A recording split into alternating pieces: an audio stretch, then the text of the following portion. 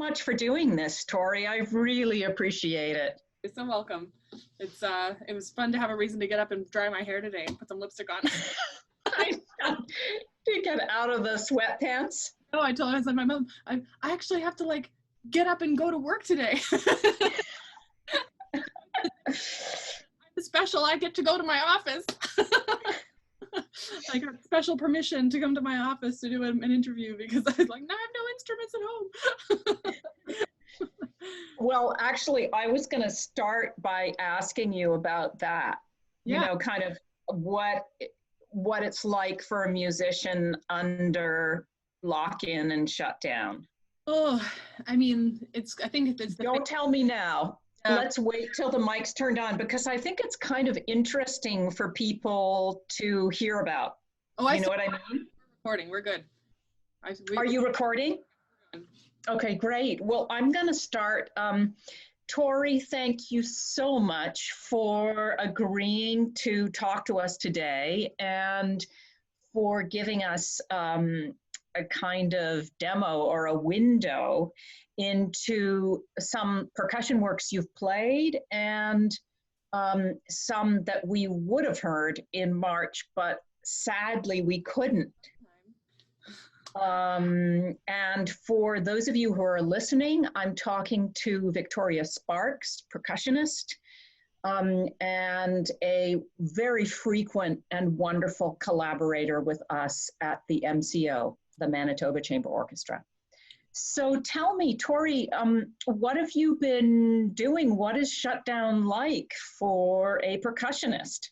It's, I mean, I think it's the phases that lots of people are going through. The first week or two was kind of watching the cancellations coming in, and then the phase of, okay, well, so now what am I going to do? I mean, I work at the University of Manitoba, so there was also, we had the university shut down to deal with, and so I was busy getting my students organized and to go home. I mean, we were signing out instruments as much as we could to get them home, and they were transitioning to all of their classes online and dealing with, so I was doing my best to help them as well. So kind of getting everybody settled. And now the semester is over in terms of classes. My students are still running exams this week online. Yeah, just kind of getting themselves and getting myself settled. And now we've kind of moved into that phase of being kind of settled. And so now we're just trying to do what we can. On Tuesdays, we have studio game day where we have percussion related games. We played percussion related categories last week, and this week it's Jeopardy. So ways to get together and kind of still talk about what we do and make plans for the future. And that makes me feel the best when we start talking about what pieces we want to play next year or what ideas we have for repertoire, knowing that, you know, we're doing this and we're doing the right thing here, but planning for what will come in the future when we're all back together is nice. Mm. And you have a particular challenge, actually, because a lot of your instruments are large, and my guess is you probably don't have them at home to practice on. Yeah, I don't have them at home. I probably could move all the furniture around and fit some things at home. At the moment, I'm making do with a practice pad and stick drills and exercises. One of the strange things is kind of having all kinds of goals and deadlines for all these performances that are coming up, and then suddenly not having any of those goals and deadlines means that, okay, so now what am I going to practice? Because these things or you don't have them. So whether it's starting some new things or so I've been kind of using it as a back to basics time. I've been just back to stick drills and rotation exercises, and just kind of going back to just keeping my hands in shape and giving my brain a little bit of a break from the complexities of all this repertoire. And where are you now? I'm guessing, I mean, I would think you'd be at home, but it doesn't look like you're home. I did get I've been calling it special dispensation to enter my office to do an interview because of the instruments all being here, especially to talk about the Louie piece, because there's quite an extensive array of instruments for that piece. So I did get permission to come into my office. So I'm at the University of Manitoba. It's very quiet here. I bet. Normally, I bet. The noise and all kinds of excitement, it's very quiet, but it's really good. Our amazing staff here are doing a great job getting everything cleaned up and ready to go. So when we're allowed to come back, everything will be safe and ready for us to come back. Well, maybe you could start with a bit of a tour. I see some interesting instruments around, and maybe you could take us around and show us some of the instruments. It looks like you've got a marimba behind you. I have a marimba over here. That's my baby. Yep. And then if we come around, I'll move myself around here. Come around the corner. This is the vibraphone setup for the piece. It's, I get my camera straight here. Oh, I should get these cords out of the way. So the first movement of the Louie has this great kind of vibraphone metal section, which has cymbals and vibraphone and triangles, and then all these metal wind chimes, and more cymbals and sounds. So they've got kind of great twinkly, and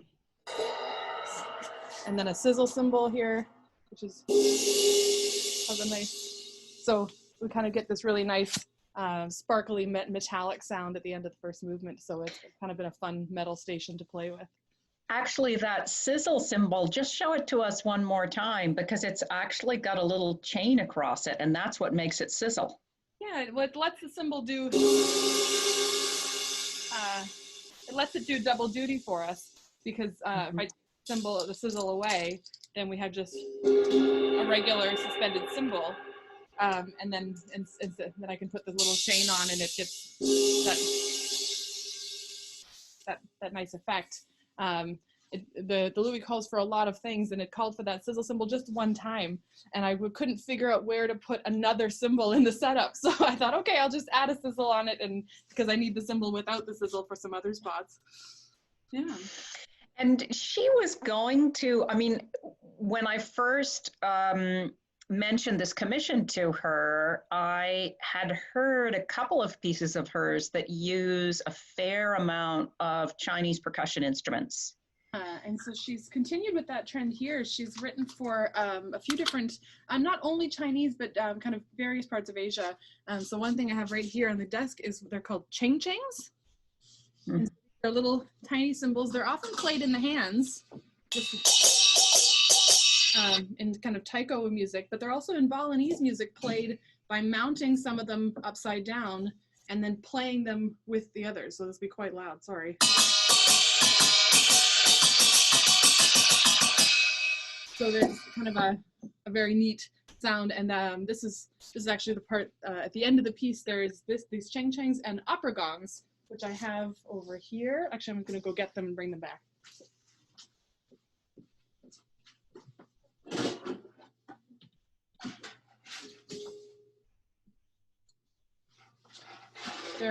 They're called opera gongs or bender gongs, and so she specifically called for gongs that bended up in the pitch, so the pitch has a kind of a boing, goes up, and then ones that bend down. There's a bigger one that, oh dear, that's Conrad.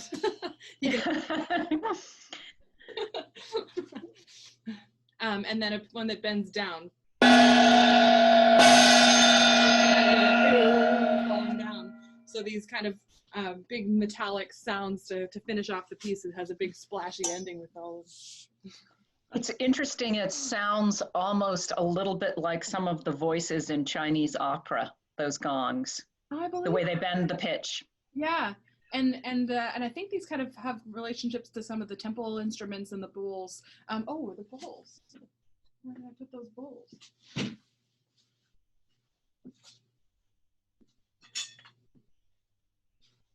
There's one. I have one here. I thought I had some bigger ones around here. I don't know where anything is anymore. But yeah, she also has these temple bowls in the piece. They're almost kind of a call. They start off, both movements start with these 3 hits in the temple bowls. So I don't know if it's kind of a little bit of a call to the next section, or a call to move through the order of the piece. I never kind of got a chance. I haven't had a chance to talk to her about the purpose of that, but I think often these bowls are used to kind of signify separation in the form of the piece. Do you want to play us a little excerpt from part of the concerto? Of course, everybody who's listening should be aware that the orchestral part is missing, as is obvious from Tori sitting alone in her office. And it would be unwise of us to cram a string orchestra in here. And against the rules. And against the rules for sure. Yeah, it's been interesting practicing and looking at the score and kind of trying to imagine what it's going to sound like with the other musicians. But fun to kind of daydream and wonder what it might be like. And yeah, so I'll play a little bit of the. Well, actually, do you want to do the end of the first movement first, since we're talking about that? Yeah, whatever you think. Yeah. I'm just going to shift myself around here. I'll come over here. Figure out oh, that's not bad. How does that look? You can see all the little. Good. So the pedal, the way the vibraphone works is kind of a really interesting instrument. The bars are made out of metal, and so they have this kind of felt liner kind of underneath the bars here that stops the bars. So if I don't push the pedal down, they're very nice and dry. But when I push the pedal down, it rings,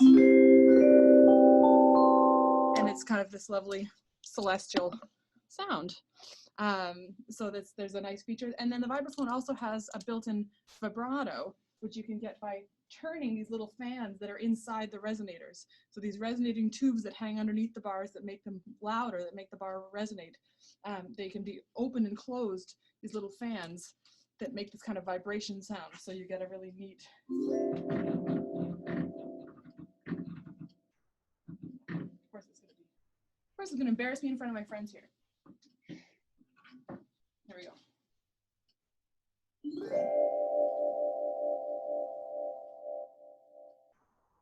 You can kind of play around with that nice sound effect. This whole section is kind of a beautiful section of all different kinds of sound effects. So it's got a really nice sparkly, I think they'd even notate this in here, sparkling and with a cosmic feel. So great.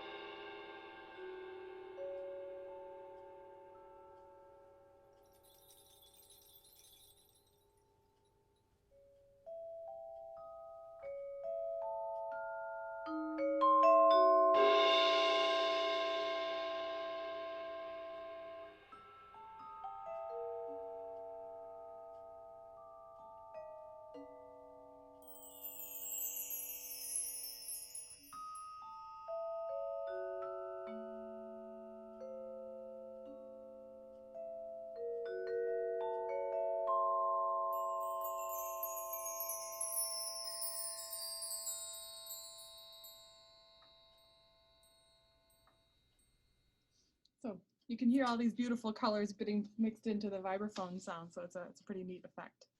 It is, yes. And it also gives us a sense of how much, as a percussionist, you need to move around from one instrument to another while still counting and still playing the right notes and everything else that most of us do on just a single instrument.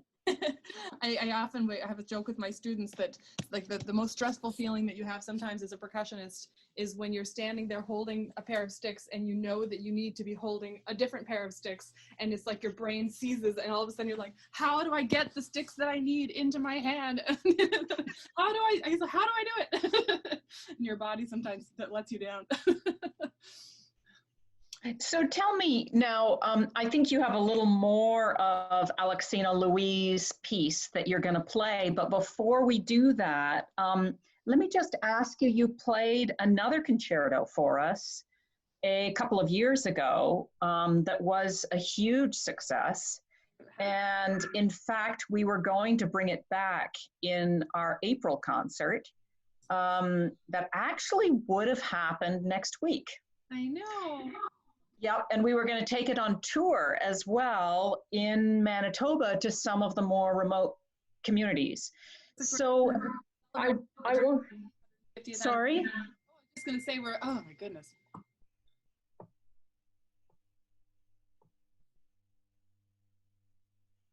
Oh, sorry. Yeah, I just was looking forward to being able to celebrate the Manitoba 150 with Manitoba pieces and Manitoba composers and kind of celebrating all of the wonderful things we have here in Manitoba. So unfortunately, all of those celebrations have had to be put on hold, but looking forward to maybe figuring them out in the future at some point. Oh, for sure. I really hope we can. I hope we can do Manitoba 150 again. But in any case, maybe you could talk a little bit about that concerto and what it was like preparing that and how. So first of all, tell us about that piece, the composer, the I can't remember if there was a title to Sid's piece, but so the piece Concerto for Percussion and Strings, just a very simple title. Sid Robinovitch is who we're talking about. Wonderful local Manitoba composer, but well known around Canada and in North America, probably around the world. It was really an exciting opportunity for me. That was the first time I'd ever gotten to play a concerto professionally. It was pretty wonderful.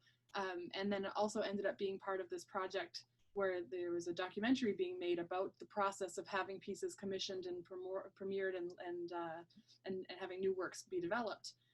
So it was pretty exciting for me not only to get to play the piece, but to get to be a part of documenting that whole process.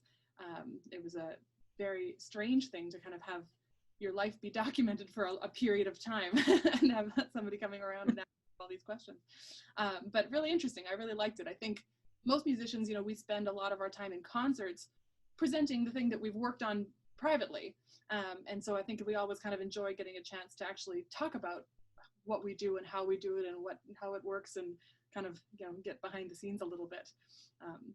So that was the process for me. And maybe you can tell us a little bit about how Sid's piece differs from Alexina's piece, or how your approach to it or your approach to preparing it might have been different. Yeah, they're definitely pieces of music, as most contemporary composers really have the opportunity to use their own voices and kind of come up with new ways. And for writing for percussion, I think is always very interesting, because I think we're kind of in the heyday, in the golden age of percussion writing right now, where everybody can write for just about anything you can imagine, and these wonderful players around the world can kind of figure out how to make sense of all of it, and it's really exciting to get to be a part of all of this and see what's coming out from all these different composers. Sid's piece definitely has a different aesthetic and style. It's much more, I think I want to say kind of groove based. There's a real kind of driving rhythm that kind of holds the whole thing together with the marimba and the orchestra, where it's kind of got a bit of a swing to it and a bit of kind of a groove. And then so as a soloist, it's really fun to get to sit up on top and just kind of ride along on that groove. I think Alexina's piece is quite different in that it feels much more like it's an interplay between the strings and the soloist. I don't like to get too, programmatic about things, but she did title the piece Waking the Lion, which immediately kind of conjures up an image of a circus or a lion tamer or something.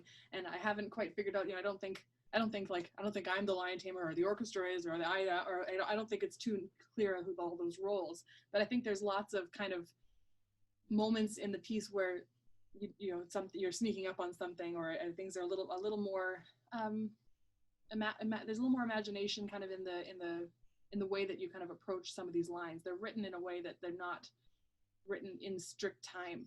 They're written in kind of free measures where you have X number of things to do, but when you do them is a little bit up to you. There's some freedom as a performer, whereas Sid's piece it's got to kind of lock it in and get it sitting in the pocket and get it's got to be right in time and feeling really settled that way. So they have a very feel that way. One of them you kind of got to get dancing a little bit, and the other one you kind of have to loosen up and kind of let the phrase flow a little more, maybe like in a free pattering kind of style. It makes you think a little bit of recitative in opera. It sounds like Alexina's piece is more color focused. Yeah, that's probably a great way to describe it. And she does move kind of fairly distinctively between different sets of voices. The whole opening is set around a drum setup. And so there's 7 different drums, but the 7 drums are at the discretion of the performer. So she said that she would like it if I could have a couple of taiko drums at the bottom of the setup. And other than that, she wanted 7 drums. And so that was up to me to choose which drums I wanted. And so I really liked the sound of the taiko drums once I got them from our wonderful group here in Winnipeg. Hanori Taiko lent me some of their taiko drums, or rented them to me to practice. And they have these wonderful skins. And so they have a nice earthy sound. So then I wanted to pair them with sounds that would go with that. So I added conga and bongos and some tom-toms so that we kind of had that nice dark skin tone color. So the whole opening section is kind of on that skin section, and then you move to the vibraphone, which is almost entirely metallic, and then you move to the marimba, which is all wood, and then she added chimes. So in the vibraphone there's brass chimes and wind chimes, but with the marimba, when she adds in, it's their bamboo chimes, which are, where are they hanging up here? Oh yeah, they're up here. Sorry. I got wind chimes hanging everywhere here. So nice. So instead of the metal sound of the brass chimes with the vibraphone, with the marimba we get the bamboo chimes, kind of complementing those colors. And then at the end to the metal, all of the cheng-chengs and the opera gongs, so back to these bright, shiny metallic sounds. So she kind of moves distinctly through these different voices in the percussion area, kind of sticks in one color world for a while and then moves on to the next. Well, why don't you give us a little bit of the more marimba wood-focused part of the piece, if you've got some of that to play. And this is, again, Alexina Louie's Waking the Dragon, did you say? Waking the Tiger. Waking the Lion. Waking the Lion. I almost got it right on the third guess. All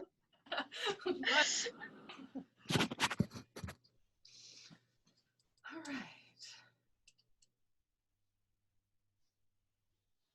So I'm going to start with a section that's kind of got a little bit of this freedom and color movement, and then it gets into a bit of a rhythmic section, so we can get some of it. I think we woke the lion up at this point.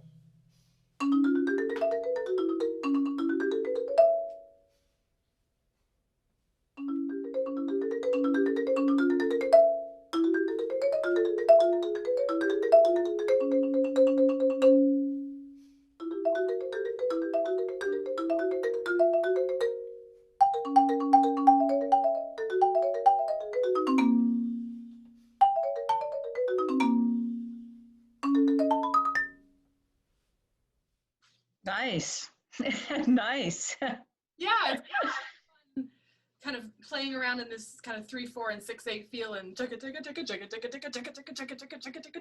kind of got a nice dance to it. Yeah, really fun. Whew, I'm getting warm. so maybe did you want to hear a little bit of Sid's piece as well? Oh, I didn't dare to ask because you haven't played it in a while, but you know, if you've got some of Sid's piece, let's just remind everybody this is Sid Robinovitch and the concerto for percussion that he wrote for Victoria Sparks and the Manitoba Chamber Orchestra. And in fact, Sid is writing another piece, a children's oratorio for the Manitoba Chamber Orchestra for next year on the subject of Jonah and the whale. Oh, wonderful. Yes, yes. So, and that concert is April of next year. But this is the percussion concerto he wrote for Tori, and you played it, I think, 2 seasons ago. Isn't that right? January 2015. So it's actually getting quite a while ago now, 4.5 years. So it was a while ago, but it was a piece that we were going to bring back and play on our April concert and then take on tour in Manitoba. So this is just the kind of the opening theme of Sid's piece.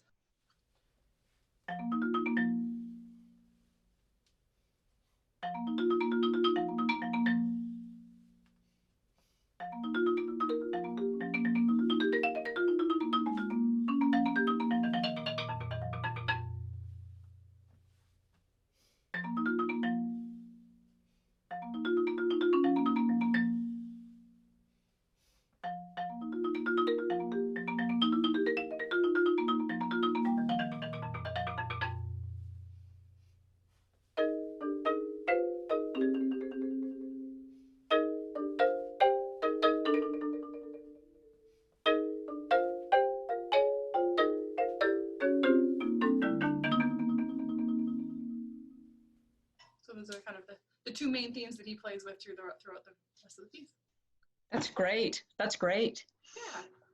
So listen, can you tell us, you know, you mentioned you were practicing on a practice pad, but I bet a lot of people listening to this won't know what a practice pad is. Oh, sure. Maybe you can demonstrate what it is and how you practice on it. Sure. They're a wonderful invention for drummers, especially drummers with neighbors. A practice pad is just basically a block of wood that has kind of a rubber padding on it. I've had this one in millions of years, and it kind of gives you the idea of the feeling of playing a drum without all the noise. So you can set it up. You can drop everything. You can set it up on a nice stand or just on your lap. If you're watching television, it's easier on your lap when you're watching TV. And then you can kind of practice. And it's much quieter, so it's easier to hear the television. And give us a sense, I don't know when you started playing, just keep the practice pad there for a minute, because there is a real technique to playing side drum and snare drum and, you know, kind of your basic non-tuned percussion instruments. And I bet a lot of people don't know much about that. Okay. But I'm curious about when you started playing and how you started to practice the drum so that you could do everything that you can do now and everything that you need to do. Yeah, I was a little late to the drum side of percussion. I started playing the piano when I was 5. My grandma taught me how to play the piano. So my grandma, who just had her 94th birthday yesterday, she laughs about the quarantine. She said, "Oh, this is nothing," because she lived through rations and blackouts in the war in Scotland. So she said, "This is lightweight. We have internet and running water. We're good." But, you know, she's wonderful, and she taught me to play the piano. And so I played piano with my whole life. And when I got to my middle school band program, I was going to play the trumpet, and I kept sitting in the trumpet section, looking behind me and seeing a xylophone, and thinking, "That looks like a piano." I think I understand how that works. And so then at the end of the year, I said to my teacher and my band teacher that I really wanted to play the xylophone. I thought that made more sense. And he said, "Well, if you're going to play the xylophone, you do have to play some of these other instruments too. It's not just the one, it's all these other instruments." But because I had all the piano background, I ended up playing a lot of the keyboard parts through my middle school and even into high school. And then finally, when I got to high school, I thought I really wanted to take music seriously, I wanted to, at first I thought I was going to be a band teacher. So then I thought I would go to university and study percussion, because if I was going to be a band teacher, I should play an instrument that's in the band and not to study piano. And so I started studying a little bit more timpani and snare drum, but I never really learned a lot of the drum set. So a lot of students who come to percussion start as a drum set player and then realize that there's this whole other world of percussion to open up. And I kind of came at it from the other side, from all the keyboards, and then realized there was all these other things to do, and had a couple of wonderful teachers in my undergrad degree, Rob Gardner and Javon Gilliam. And they really kind of opened up the possibilities of what other things percussion could do aside from the keyboard instruments. And so it really was an exciting time to kind of get to all those things, but definitely was a little late to it. So I spent lots of time in my first couple of years of universities doing tons and tons and tons of stick drills and exercises and techniques. Many hours learning to do my singles. And then the next thing we learned to do is doubles, where you do 2 sounds at a time. And then you're actually dropping, you're not hitting the drum twice.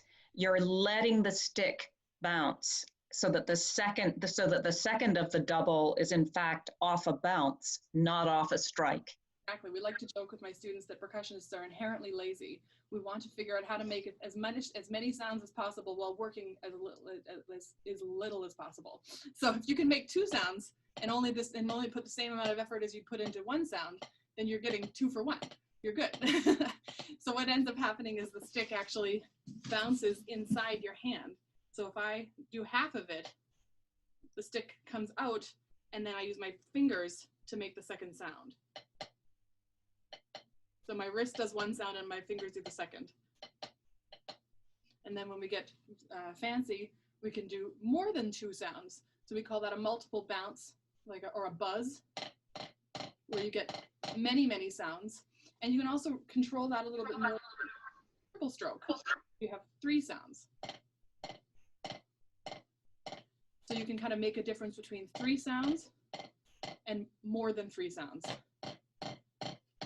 And so you kind of hear the tightness of the buzz. So they can kind of change the energy of a roll. So you can roll in all 4 of these ways. You can roll single stroke, which you wouldn't necessarily do on snare drum too often, but on timpani, they would only use a single stroke roll, and all the keyboard instruments only a single stroke roll. But on the snare drum, then we have the double stroke roll, and then a triple stroke roll, which kind of has a nice open, rich sound to it, and then that closed multiple sound roll, which tends to kind of tighten up and get a little more zzz and a little more zip to it. And you can play around between them if you want as well. Some players like to play a triple bounce roll, but then finish at the end with a little bit of multiple bounce to kind of give it some energy and play around in those things. Sometimes these are colors. I might know what I'm doing, and I might know why I made a choice to choose triple bounce or a multiple bounce or a double stroke roll. And those are kind of those are the little tools that I get to play with that are maybe sometimes at my discretion as a player, which is kind of a fun thing to get to experiment with. That's great. Are there any other instruments that you've got there that you'd like to demonstrate technique for? I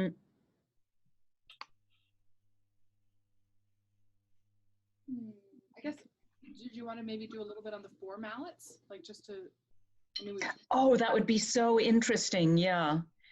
I'm afraid I've got an audience member here who's getting a little bit agitated by your playing. Snowy, do you want to come over here? No, he's hiding in the corner. I hope he doesn't make a lot of noise in a minute. We've all got our roommates to deal with. Oh, that's funny. So when we learn to play the marimba, we start off with 2 mallet playing, which is basically the same technique as snare drum, where we're just playing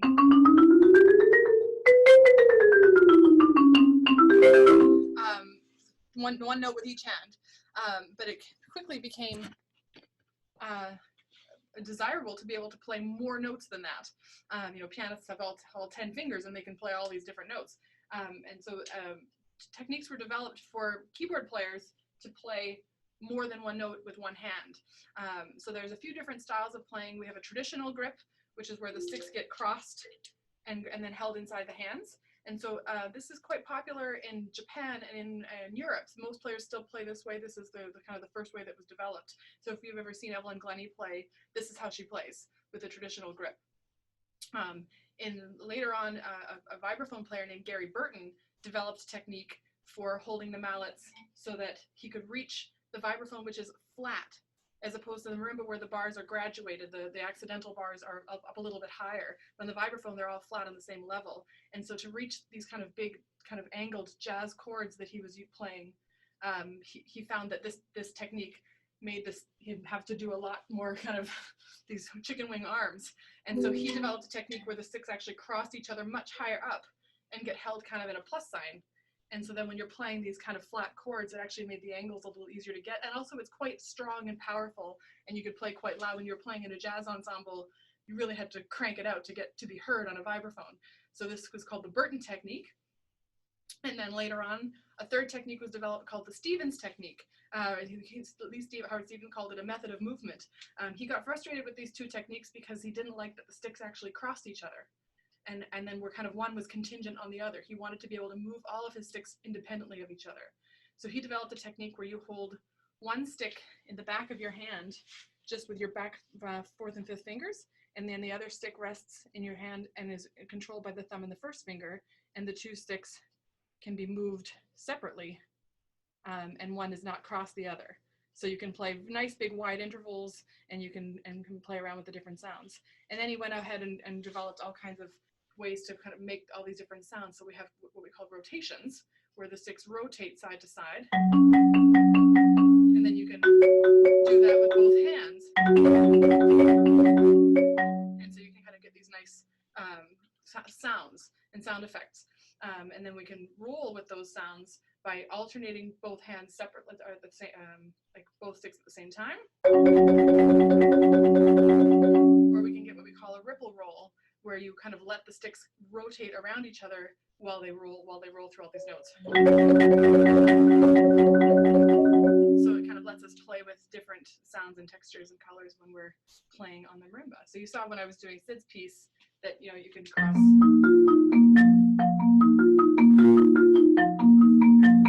You have 4 different choices for which stick you need to play the note. So sometimes the logical choice isn't necessarily to try. When I